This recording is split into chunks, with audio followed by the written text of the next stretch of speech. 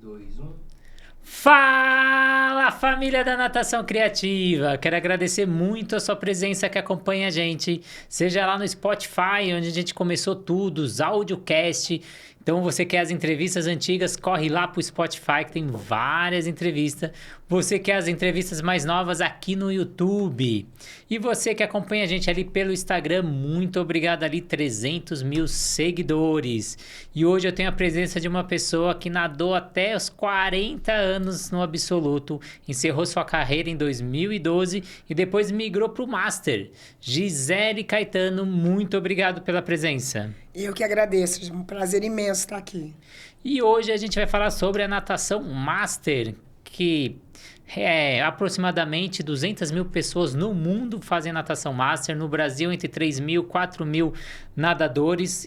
Foi iniciado o primeiro Mundial Master em Tóquio com 1.000 participantes e a gente teve em 2012 até que a Gisele participou com 12 mil participantes na Itália. Então a gente vai falar desse universo da natação Master, mas antes vamos agradecer os nossos parceiros que fazem esse sonho virar realidade. A Sobrasa, a Sociedade Brasileira de Salvamento Aquático, que ajuda aí na redução no número de casos de afogamentos. A plataforma Educar, que vem com cursos online e presencial para vocês conseguirem fazer suas capacitações. O aplicativo da SwimTrack para fazer o monitoramento do seu aluno através de avaliações pedagógicas, avaliação aeróbica, anaeróbica, mandar vídeo, realizar chamada. E a Flote, que hoje eu tô aqui com o material da Flote afundante. Então imagina aquele aluno que está com dificuldade de afundar, você joga lá no fundo e ele tem que pegar esses objetos no fundo da piscina. E eu queria também agradecer muito a Gisele pela sua presença e contar pra gente como foi essa migração de atleta do absoluto pro Master. Você tocou nesse campeonato, foi exatamente nesse campeonato que eu resolvi mudar para o Master, né? Eu sabia que, quer dizer, eu vi que tinha uma competição na Itália, em Riccione, e falei, nossa, eu estava treinando ainda como nadadora profissional e resolvi me inscrever para essa competição. E aí, bom, eu tenho duas histórias interessantes aí. O primeiro dia foi o 200 costas, eu nunca tinha visto tanto nadador reunido na minha vida, né? E eu nadei a minha principal prova no primeiro dia e eu ganhei, fiquei super feliz. Falei, bom, ganhei essa prova, pra mim o campeonato já valeu. E aí no dia seguinte eu nadaria o 200 medley, que era uma prova que eu não estava treinando tanto, mas, né, uma vez ali você acaba vestindo a camiseta do vamos nadar forte. E do meu lado tinham 3 nadadoras, ex-nadadoras olímpicas, né? Uma da Suécia, uma italiana e uma nadadora muito conhecida que é a Cláudia Pou, que é da Costa Rica, ela sempre nadou nos Estados Unidos. E essa Cláudia Pou tem 2,2 metros. E ela estava exatamente do meu lado. Imagina uma pessoa de 2,2 metros com 1,55 m, né?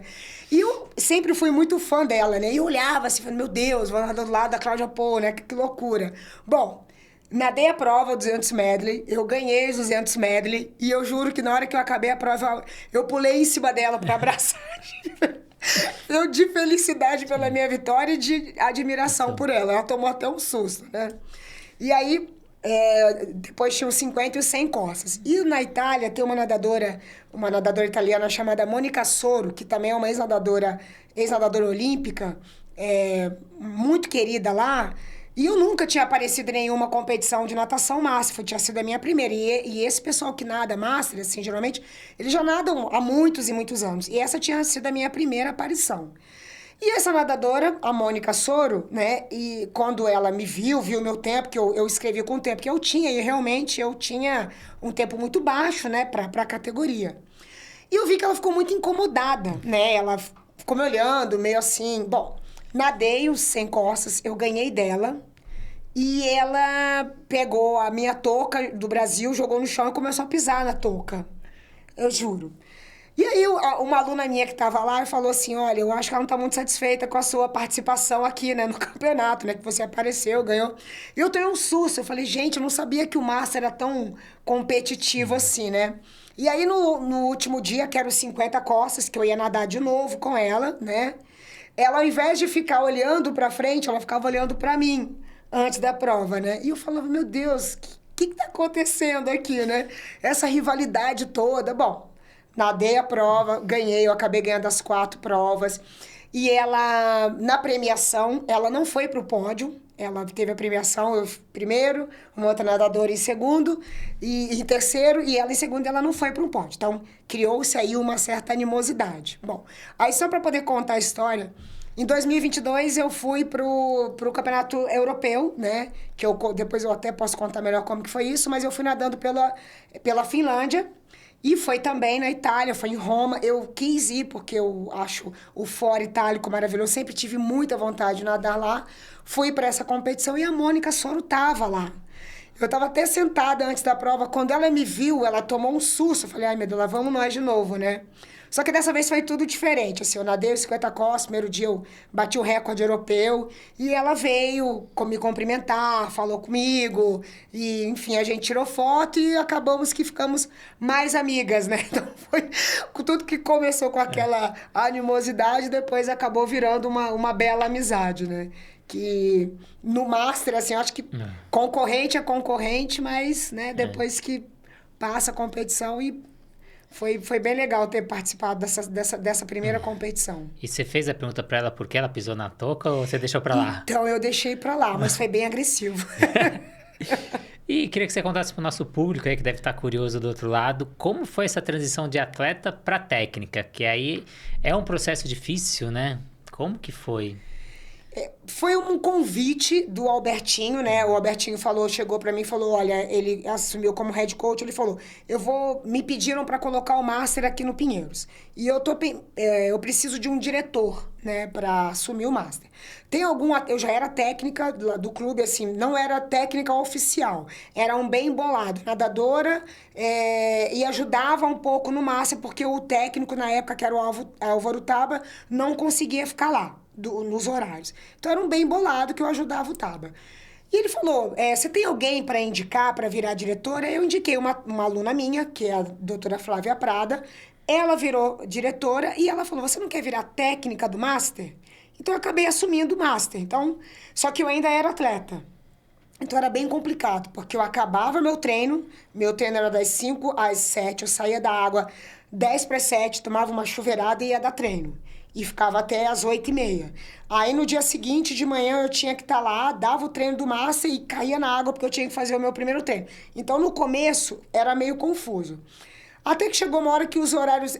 a Flávia, né, veio um outro diretor, eles começaram a ver que os horários não estavam dando muito certo. Então, tudo foi se ajustando, né? Vamos colocar agora esse horário para o pessoal poder ir e você conseguir também dar o seu treino sem ter essa correria toda.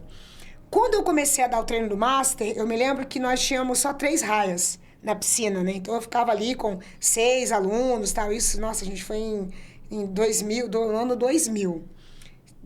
Poucos alunos e o Albertinho, olha, aquele ali foi meu atleta. Eu ia lá, convidava a pessoa. Um dos meus primeiros alunos, um dos meus grandes amigos, é o Rodrigo Caruso, chamei ele para vir nadar, a Gisele Volpe, são pessoas que hoje em dia são meus amigos. Foi assim, na base do convite, né? E aí, eu nunca tive medo de começar de novo. Mas eu sabia que eu teria que ter um bom argumento para começar aquela proposta ali dentro do Pinheiros, né? Já havia o Master e eu tinha que dar um rumo novo para o Master. E aí, a minha escolha, e esse Master já tinha no clube, era uma categoria que eu desconhecia, que eu chamo de grupo experiência, que são as pessoas com mais de 60 anos. Já tinha esse grupo nessa época no clube. E nessa época eles tinham 60 anos, 62 anos, né? O Wolf Heineken, o Schultz, a Krista, o Fred. E eu falei, bom, eu preciso conhecer melhor esse público, né? E eu comecei a conhecê-los e eu desenvolvi uma afinidade muito grande por essa área. Lidar com a terceira idade, que é o grupo experiência, foi uma novidade para mim. E eu me identifiquei muito. E eu aprendi muito com eles. Então, o meu Master começou com o foco desse grupo. Hoje em dia, eles têm 84, 86 e ainda nadam comigo. Então, eles estão, né? Eu não falo que eu pertenço à vida deles. Eles pertencem à minha vida, né? Desde essa época. E por causa disso, Renato, eu tive também que me aprimorar mais, né? Então, o meu mestrado é baseado no grupo experiência, uso de material. Então, eu fui aprendendo muito, fui me interessando cada vez mais, né? Esse grupo é grande, eu acho que no Brasil a natação master do grupo experiência é o maior número de praticantes. E, claro, foram aparecendo, né? Pessoas mais novas, de 19, 20 e tal. Mas eu comecei a ser técnica master, me aprimorando com esse grupo experiência. E nessa transição que você fez aí, que você foi buscar estudos, foi atrás, teve algo que você acreditava como atleta, que quando vira técnico, fala, não era bem assim? Eu vi essa pergunta e eu pensei, eu sinceramente acho que não.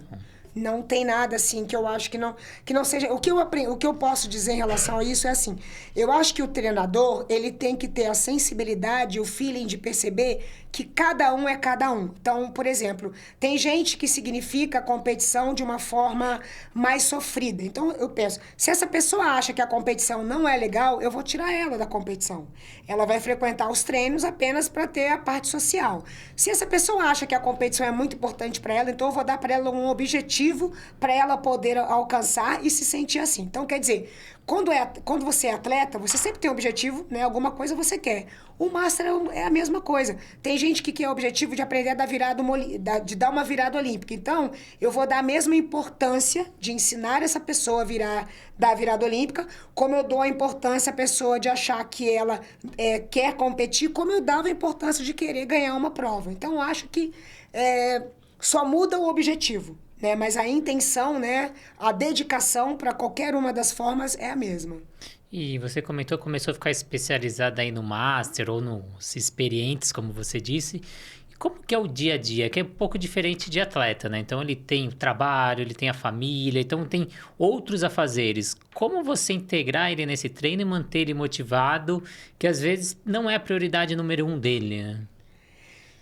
É a coisa da disciplina do atleta. Assim, eu passo, os meus atletas, eles sabem, tudo que eu aprendi como nadadora, eu passo para eles. Então, a primeira coisa é a regra do horário, o comprometimento, a dedicação.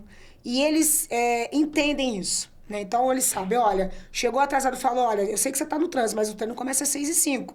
Então, eu dou uma dura para ele entender que ele tem que ter um compromisso com o horário, né? Outra coisa é isso que eu tô falando, de você ter o feeling. Tem atleta que vai pra lá, o cara tá exausto, cansado, trabalhou, só que ele tá lá. Então eu tenho que respeitar. Esse cara, ele poderia ter ido pra casa, só que ele veio aqui. E hoje não é dia que eu tenho que dar um treino forte pra ele. Hoje é o dia que eu tenho que acolhê-lo, colocar, vamos fazer o seguinte, olha, a série que seria assim, faz assim, faz dessa maneira, vamos rodar, faz 1 a 1, coloca o medley e tal. Então, você tem que ter um feeling de perceber quem é quem, né? De saber qual é a necessidade do seu aluno naquele momento para você conquistá-lo.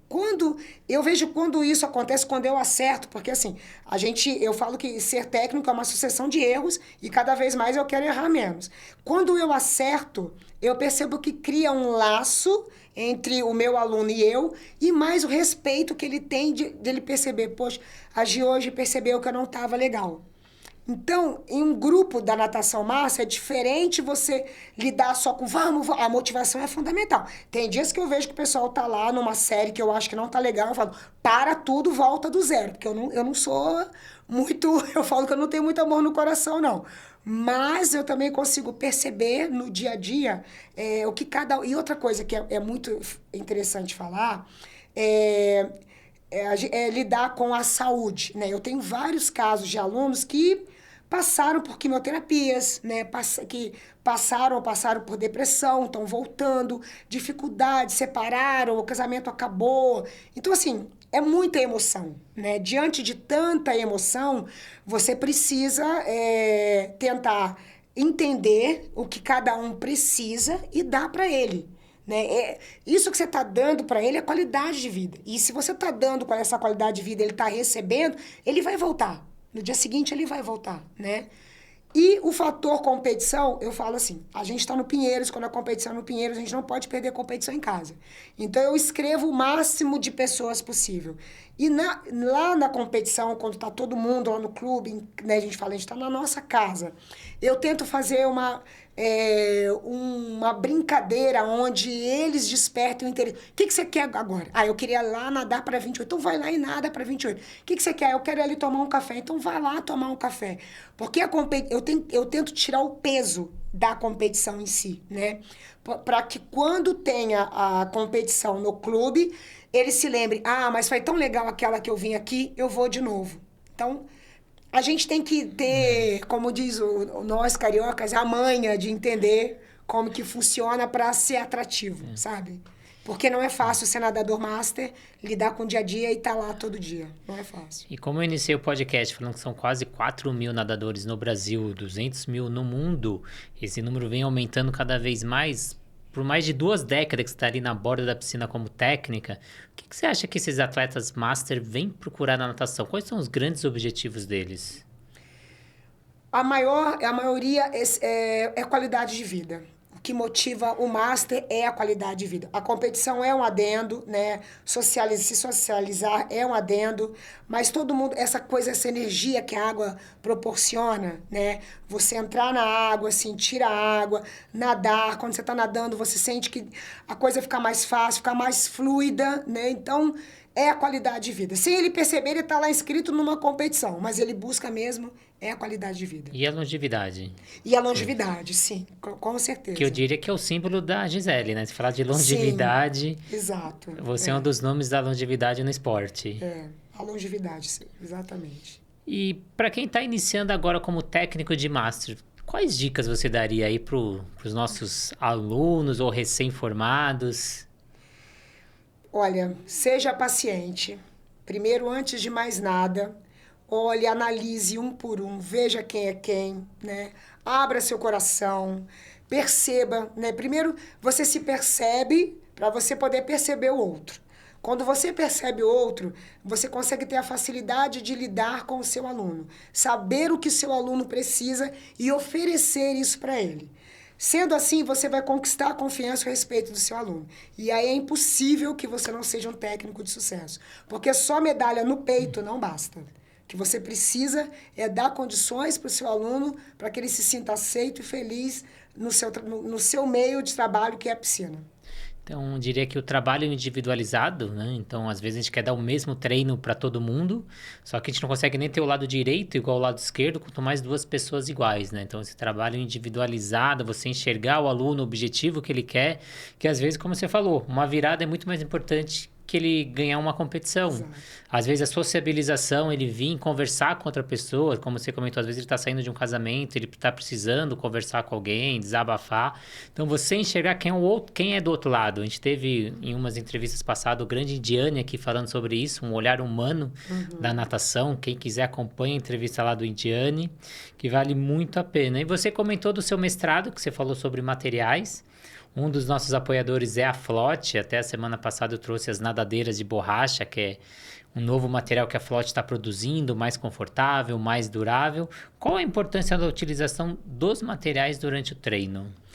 Olha, são várias, mas o que eu acho que seria importante a gente citar, principalmente para o grupo experiência, né?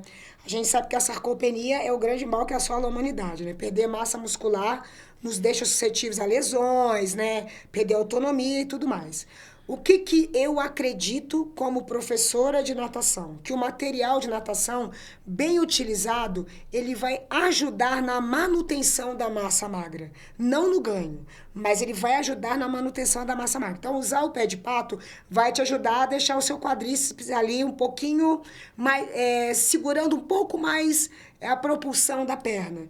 Um palmar adequado com a sua força, ele vai te ajudar a aplicar mais força dentro d'água. Então, o uso de material de forma controlada e moderada, eu acredito que sim, é possível manter a manutenção da massa magra. Como eu te falei, os meus alunos começaram a nadar comigo, eles tinham 60 anos, hoje em dia tem 84, eles usam paraquedas. Meu pessoal de 80 anos usa paraquedas, né? E assim, o índice de lesão na minha equipe, eu te garanto que é de 0,0%. Então, também são muitos anos trabalhando com isso, pesquisando, né? Pesquisa de campo, para chegar a essa conclusão. Então, o material de natação, ele é muito importante e ele é muito bem-vindo. Só precisa ser exatamente estudado como usar com o seu atleta, né? E para a gente caminhar aqui para o fim, Gi, queria que você falasse das suas conquistas, né?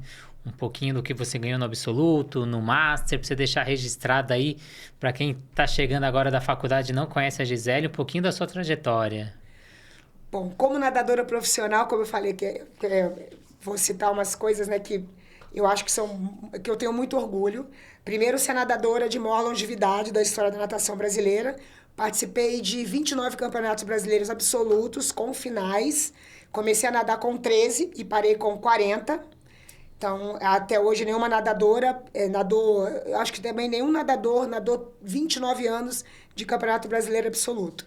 Eu, possivelmente, fui a primeira nadadora a ondular mais que 15 metros embaixo d'água. Na época foram 22 metros, em uma piscina de 25, né? Parte submersa antes de começar a nadar. Tem um outro nadador também que já fez isso, que é o Edson Silva, mas a gente vai, digamos que nós dois tenhamos feito a mesma coisa. Eu tinha 13 anos quando eu fiz isso pela primeira vez. Eu fui recordista sul-americana de 50 borboleta, 100 metros, 100 medley, em piscina curta. O revezamento 4x50 medley feminino, eu fiquei nesse revezamento por 20 anos, mas foram equipes diferentes, começou no Flamengo, depois o Pinheiros teve mais 3 versões no revezamento, mas foram 20 anos com meu nome nesse recorde sul-americano desse revezamento. Como nadadora master, eu bati 16 recordes mundiais de costas. Fui campeã sul-americana, pan-americana, mundial e olímpica, que a gente fala porque é o Master Games, é como se fosse uma competição olímpica. E fui campeã europeia, nadando por um outro país. Essa história eu posso contar rapidinho? Pode, lógico. Bom, foi assim, teve a pandemia em 2020, né, que todo mundo sofreu muito. E eu tive Covid, né? E depois que eu tive Covid, eu entrei numa depressão muito grande. Eu nunca tinha tido depressão na minha vida e eu fiquei muito mal com a depressão. E eu comecei a duvidar de que eu voltaria a ser nadadora. Durante a pandemia, eu achava que eu nunca mais eu conseguiria voltar a nadar. Eu não conseguia nem andar dentro de casa porque eu achava que eu estava tão fraca que eu não conseguia andar em casa. Bom, 2021 eu falei, não, eu preciso saber o que eu ainda sou capaz de fazer, né? O que o meu corpo ainda é capaz de fazer. Aí eu descobri que 2022 teria um campeonato europeu em Roma, no Foro Itálico, que é o santuário da natação.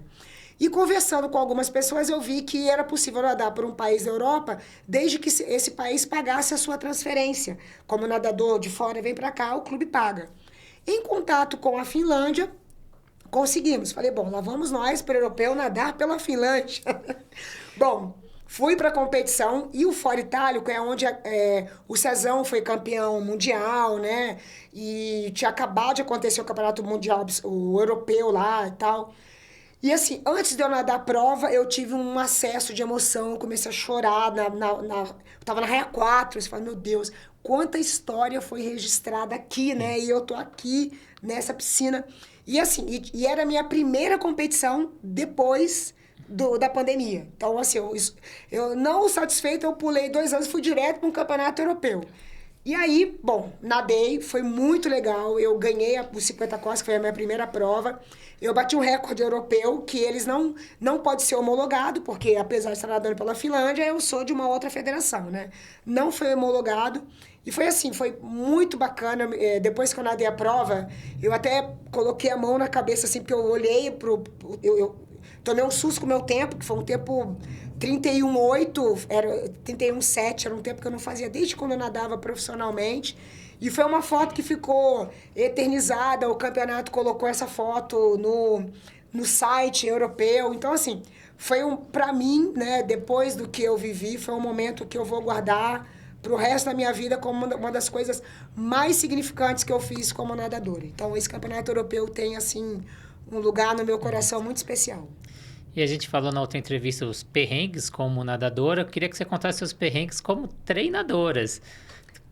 Tem algum perrengue que você passou ali na borda da piscina como treinadora? Já, muitos, muitos, muitos. Mas tem um que foi recente agora, de um aluno meu, numa competição em São Caetano. É um desses que tem 86 anos, né? Era uma prova de 50 metros, então 50 metros você deixa suas coisas de um lado, vai andando pro outro lado, né? Nada, e volta para pegar as suas coisas. Eu tava de um lado, do lado da piscina, ele tava do outro lado, ele tinha acabado de nadar, 86 anos, meio cansado, meio tonto, de repente eu olho, eu vejo meu aluno escorregar. Escorregou, pá, e cai de costas. E eu vi a cabeça dele batendo no chão. Nesse momento eu falei, o que vai ser de mim agora? O que vai ser dele agora? Bom, graças a Deus ele cortou, a gente foi parar no hospital, né? Toda assistência, fiquei lá esperando. Tive que acabar a competição, falei, gente, não tem condições, voltou todo mundo pro clube, né? Com a van do clube, eu fui pro hospital com uma outra pessoa, o filho dele foi. Mas, assim, o grau de medo, de pavor, de vulnerabilidade que você fica... Porque, assim, tem uma coisa que o técnico precisa saber. Quando está acontecendo uma competição, o treino, né, tudo que está ali, você é o responsável pela integridade técnica do seu aluno. Até o final, quando começa e até a hora de acabar. Então, tudo que está ali te envolve. É você de corpo e alma. E, nesse momento, você fala assim, eu não tenho controle disso... Mas eu preciso ter o controle emocional porque se acontecer alguma coisa muito pior, eu também tenho que estar preparada para isso. Então, já tive alguns momentos de ver aluno meu se cortando, se machucando, mas esse tombo foi para mim assim Um marco. um marco, sabe? Foi um marco, porque eu imaginei o pior possível naquele momento. Gisele, queria agradecer muito a sua presença, agradecer a presença de quem está aí do outro lado acompanhando a gente. Qualquer dúvida, deixa nos comentários. E queria que você deixasse mais uma vez o seu Instagram aí para quem quiser te seguir. Bom, meu Instagram é @Gisele com I Caetano Pereira. E eu também tenho um outro podcast que é no Swimcast, que é o número 29, que eu também conto todas essas histórias e mais um pouquinho. Queria agradecer muito a presença de vocês, mas antes disso agradecer os nossos parceiros mais uma vez, a Sobrasa, Sociedade Brasileira de Salvamento Aquática, que educar para não salvar, sempre auxiliando aí no redução do número de casos de afogamentos. A plataforma Educar, com mais de 200 cursos para auxiliar na sua formação. O aplicativo da SwimTrack, para você ter o seu próprio aplicativo na palma da sua mão, fazendo o monitoramento da evolução do seu aluno através de avaliações. E a Flote, nosso parceiro aqui, hoje eu estou com os materiais flutuantes, então uma estratégia muito boa é você jogar os materiais lá no fundo, o aluno vai pegar e cada material de uma cor, que significa a série que ele vai nadar ou o número de chegadas que ele vai nadar, você pode usar aí a estratégia que você quiser, deixando o seu treino um pouquinho diferente. Então, se ele pegou a cor azul, ele vai nadar crawl, se ele pegar a amarela, e assim por diante. Queria agradecer muito aí aos parceiros que fazem esse sonho virar realidade e agradecer vocês aí de casa que fazem também esse sonho virar realidade, clicando aí nas notificações para assistir os novos podcasts ou simplesmente sendo um membro aí do nosso canal. Siga o nosso canal para poder fortalecer. Quanto mais gente segue, mais o YouTube vai entregar para o maior número de pessoas. E Gisele, muito obrigado por essas histórias incríveis. Tenho certeza que a gente eternizou aí para o mundo da natação a sua história. Eu que agradeço. É um prazer poder contar um pouquinho do que aconteceu comigo como nadadora. Muito obrigado pelo convite, Renato. Obrigado e até a próxima entrevista.